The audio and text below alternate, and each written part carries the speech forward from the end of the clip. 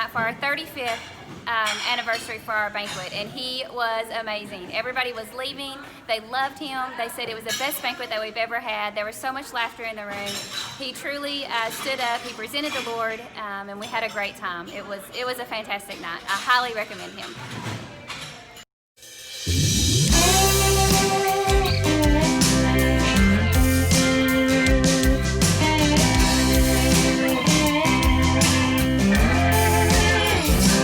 There are two sides to every single story, the passion and the glory, just trying to make it through the day.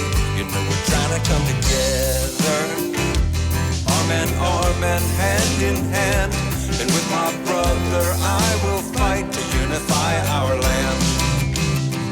America, home of the brave, stand strong when we're willing to change.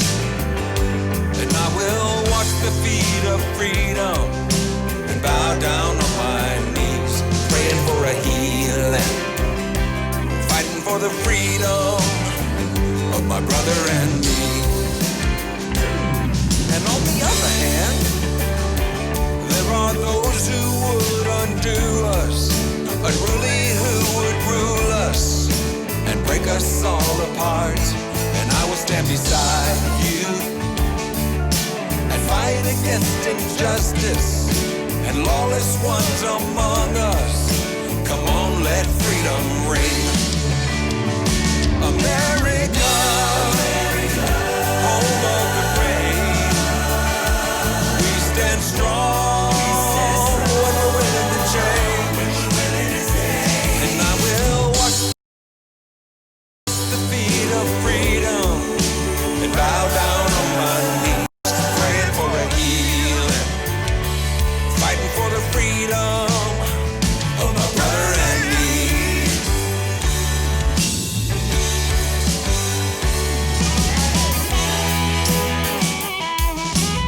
Hi, I'm Mike Hyatt, author of the New York Times bestseller Platform Get Noticed in a Noisy World. I want to talk to you about my friend John Morgan, who is an incredible George W. Bush impersonator, but more than that, he's a seasoned keynote presenter. I'm an event planner too. I use all kinds of speakers at our events, but nobody has killed it more than John has. He'll have people laughing, he'll have people rolling on the floor, and more importantly, gives them a message that they're talking about for weeks and months after the event. We just had him today at an event that we were doing in Vail, Colorado, where I'm at today, and I mean, he killed it. People loved it. They're talking about it, and it can work the same for you, and I hope you'll consider him. He'll make a difference for your event.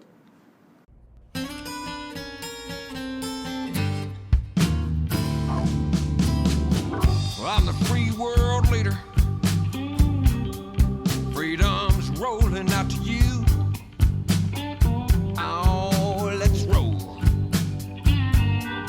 Well, I'm the good news instigator, compassionate conversator. This freedom is rocking and rolling on out to you. White and blue. Greetings, folks, and welcome to the John Morgan Show. Humor, passion, and perspective for your world. It's great to see you on this wonderful first day. Well, Sunday's the first day. This is the first weekday of the new week, Monday. Hey, Beth, good to see you. Today, I've got an interesting story for you. I think you're going to enjoy it. Some practical advice application on the back end. So sit tight, get ready. Here we go.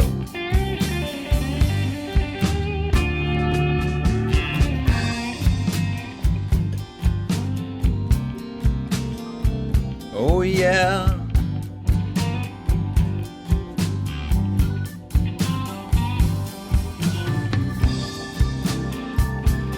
Well, I started a few minutes early. Somebody said, "Is it 5 o'clock already?"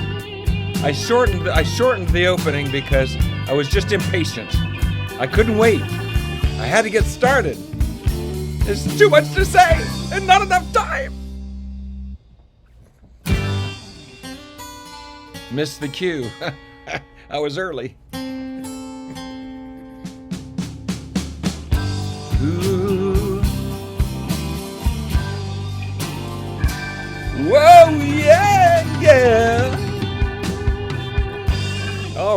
right, welcome to the John Morgan Show. It is such a joy to be with you today.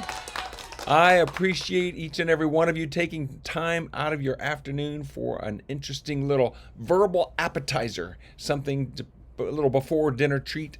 You know, the show started as a result of President Trump's daily COVID briefings. Remember that? When he would have the daily COVID briefing each and every day with some of the different experts from around the world on COVID, and there's still a lot of debate going on about what really is behind all that, but most people do think it was something that came from China, and we definitely don't disagree with that.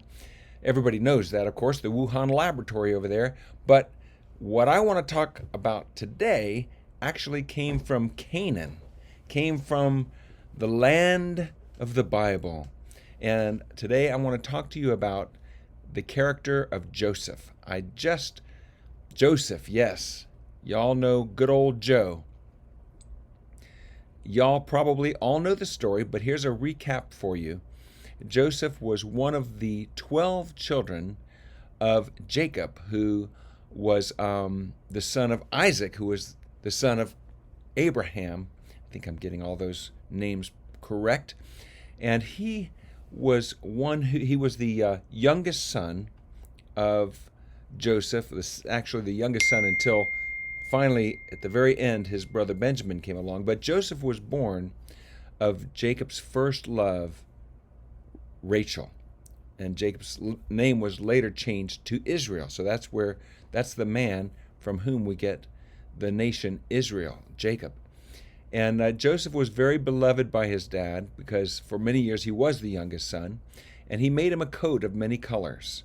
And all of Joseph's brothers were mega jealous of him because he had his father's special affection. And so they one day decided that they were just going to kill him.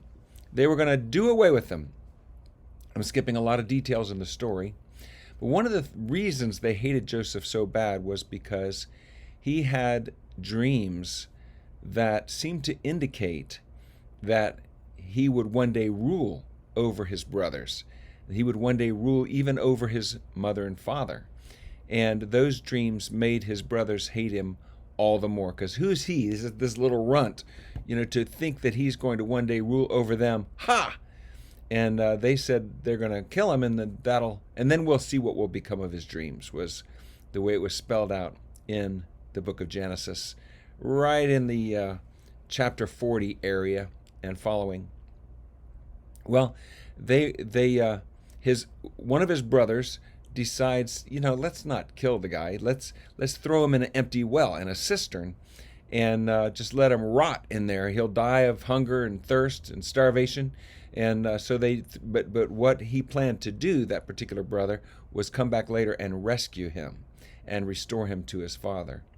So they threw him in the well, threw him in the deep, dark well.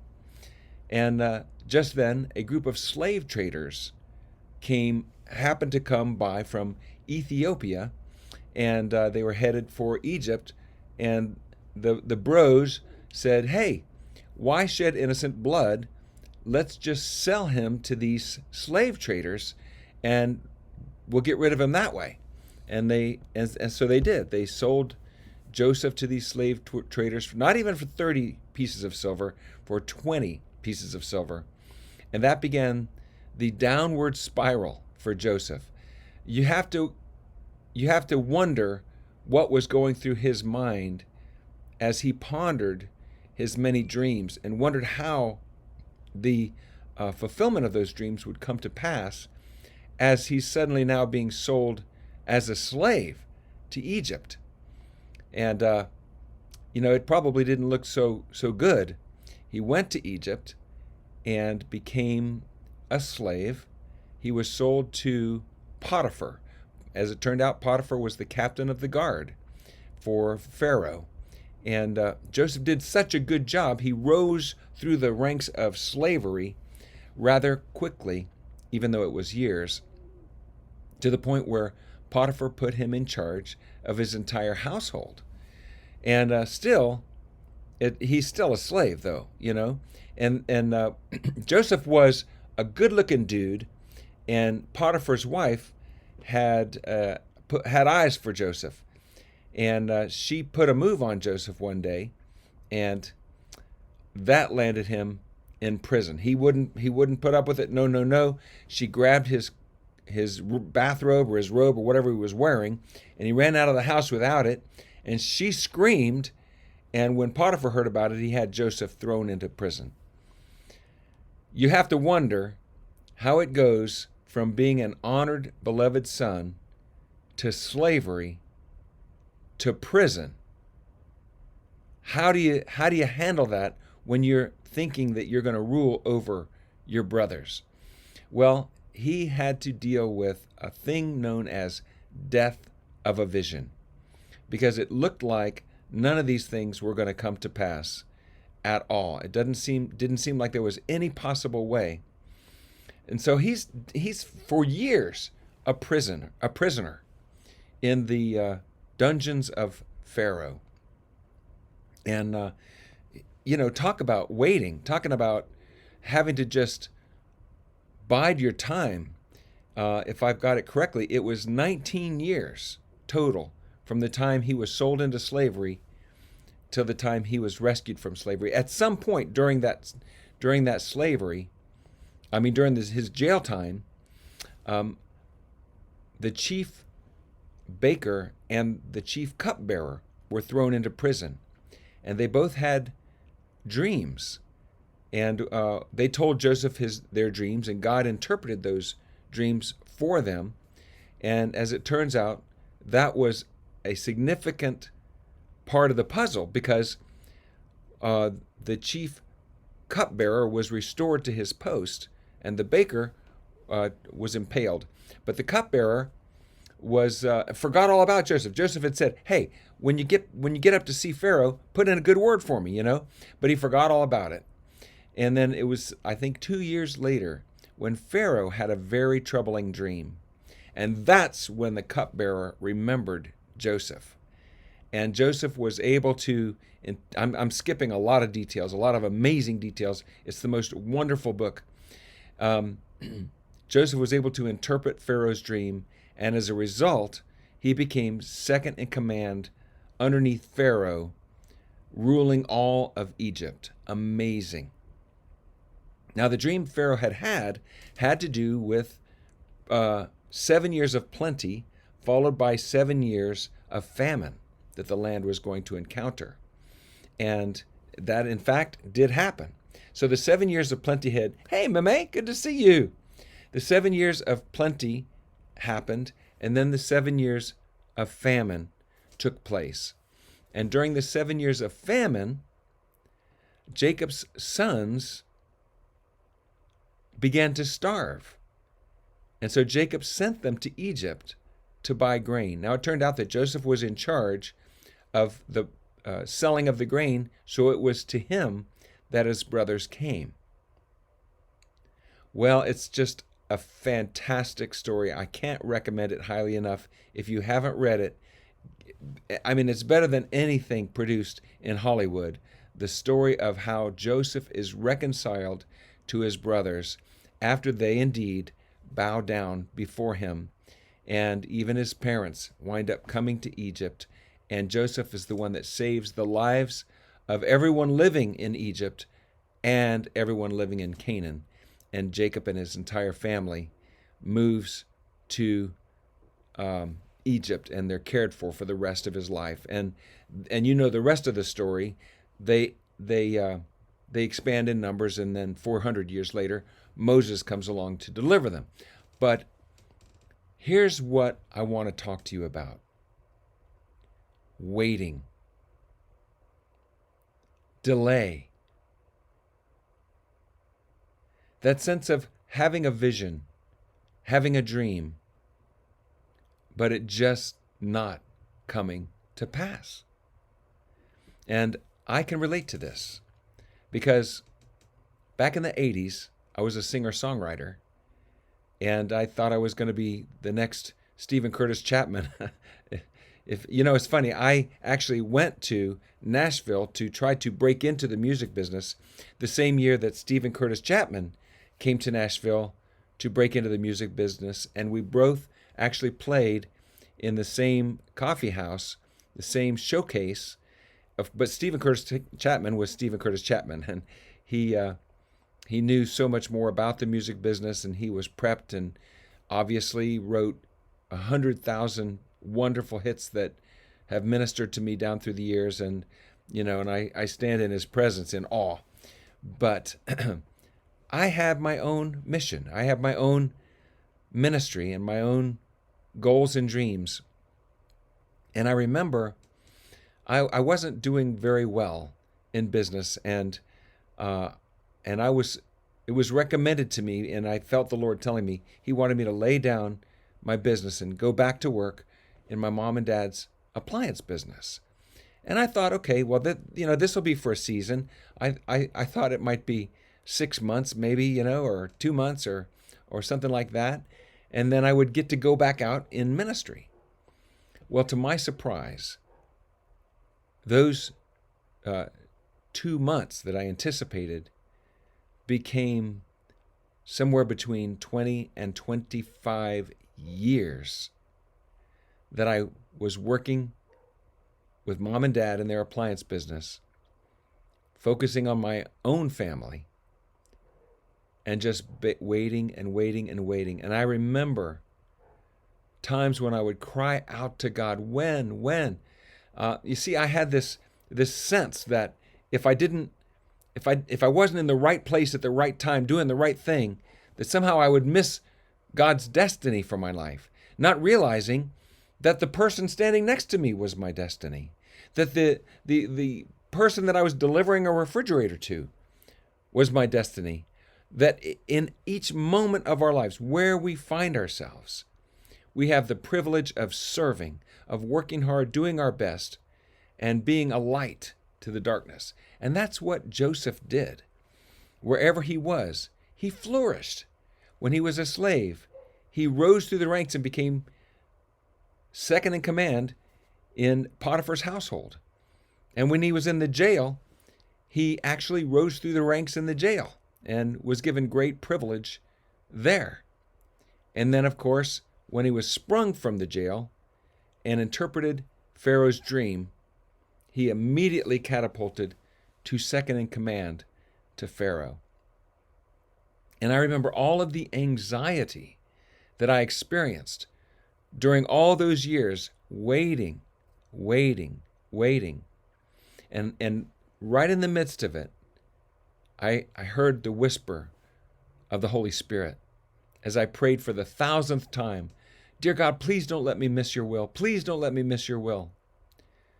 Out of nowhere, one day, he whispered to me, "I heard you the first time." And that was a huge revelation for me. I heard you the first time. And I became aware that sovereign God, that Abba Father, He knows where I am and He knows where you are. And He knows our circumstances. And He knows exactly what you're going through. And He's got you in the palm of His hand.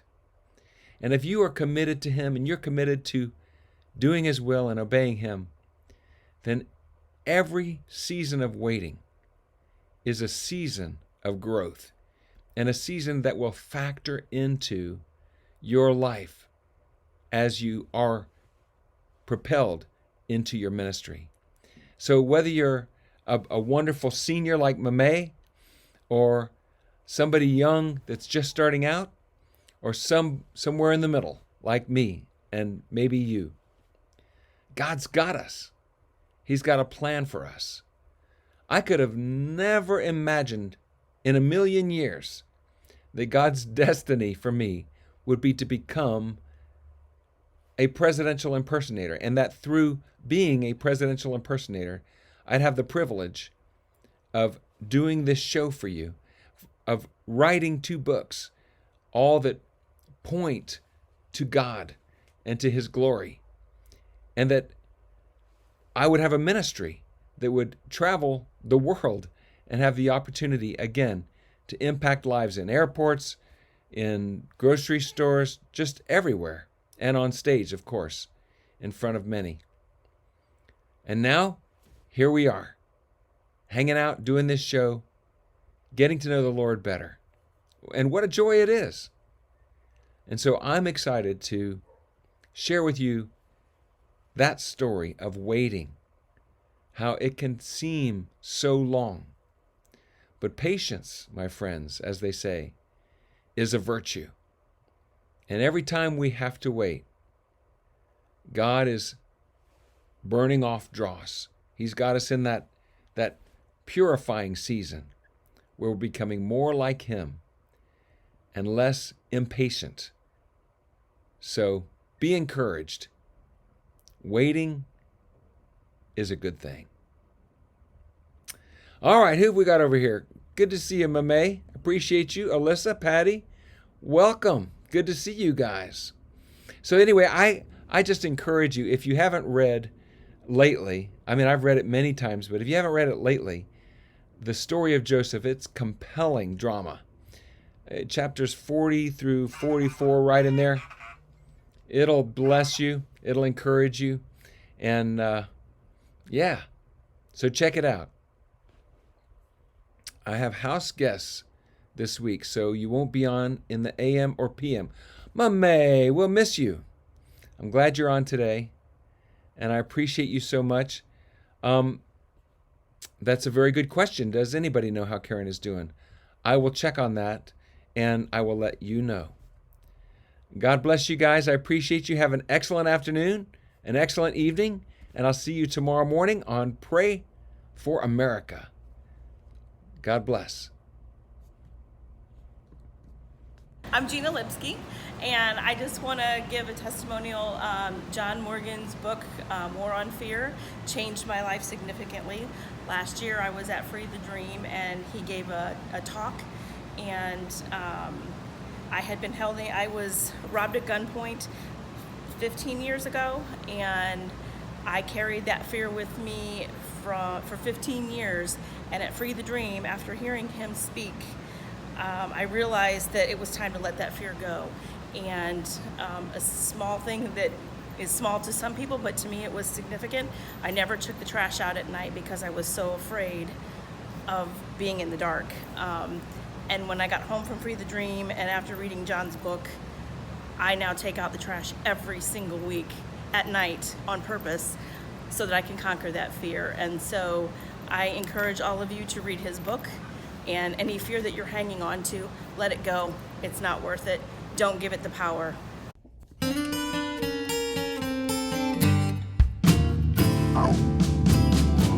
I'm the free world leader. Freedom's rolling out to you. That's right. Oh, let's roll. Well, I'm the good news instigator, compassionate conversator. This freedom is rocking and rolling on out to you.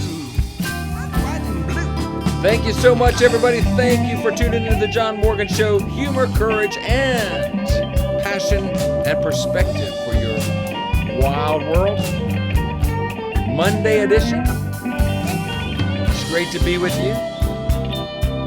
And I look forward to seeing you in the morning as we join together to pray for this land of ours, greatly in need of revival. And don't forget, if you're dealing or someone you know is dealing with fear, please pick up a copy of War on Fear by going to waronfearbook.com.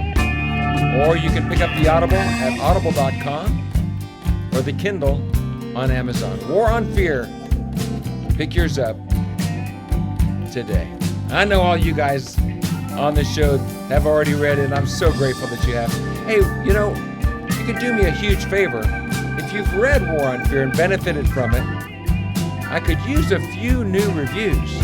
I really would be grateful if you went on Amazon and clicked the Leave a Review button and just shared a little story of how War on Fear served you. Seems how lately, babe,